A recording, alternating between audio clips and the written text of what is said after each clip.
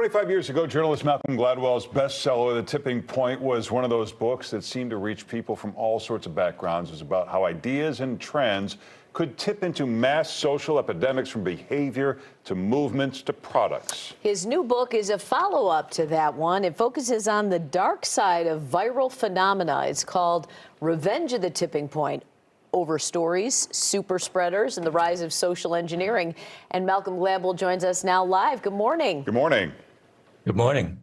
So, gosh, I guess you couldn't have imagined 25 years ago that social media would erupt like it is, and the whole idea of a tipping point and things going viral, it's just a whole different thing.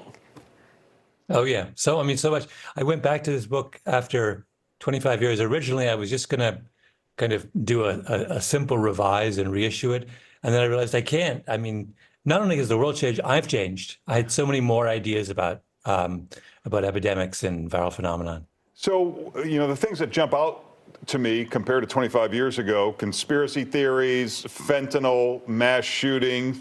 What in the book, or what insights do you have that allows us to maybe learn how to change this or understand it? I mean, one of the things that I'm most interested in this book is explaining how the rules of epidemics are being used against us. I mean, I have a chapter, for example, on the opioid crisis, which has a kind of examination of the strategies that Purdue was using to promote OxyContin at the beginning of that. And how they very explicitly use what I call epidemic principles to zero in on exactly the right doctors to spread that drug as quickly as they could. I have another chapter on COVID that re-examines why COVID happened and how that was a very particular kind of epidemic, and we should be a lot smarter next time when we have a respiratory virus like that. Are rules of tipping points different than they were 25 years ago? I mean, these idea of you have this magical third, and then you just get a couple people over that magical third, and it spreads. It's got to be different now. It is different, or at least I think our understanding of these phenomena is different.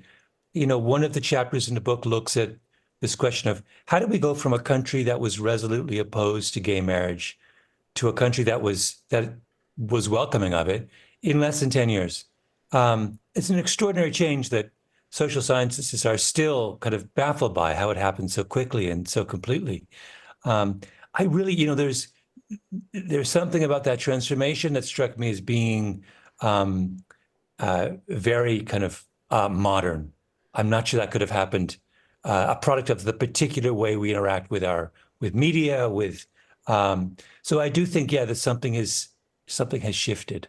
Yeah, another problem is social anxiety from social media. And I'm wondering, individuals may feel helpless to do anything about this. So what is the problem to fix these epidemics? Is it some kind of government regulation or government, legislation?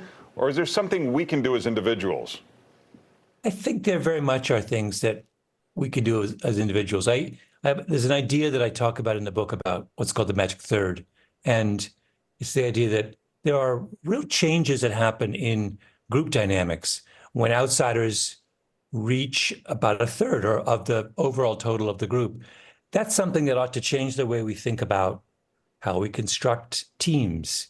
I was very interested in the question of looking back when women were joining corporate boards.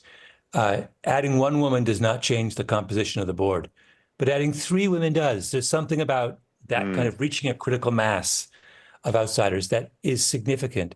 And that's a kind of very actionable observation. Sure. We should be thinking a lot about what kind of how to reach group thresholds in that way. And if social media is becoming a problem, if parents are worried about that, do you think it will just take a certain number of people to want to put restrictions on it to get that to change?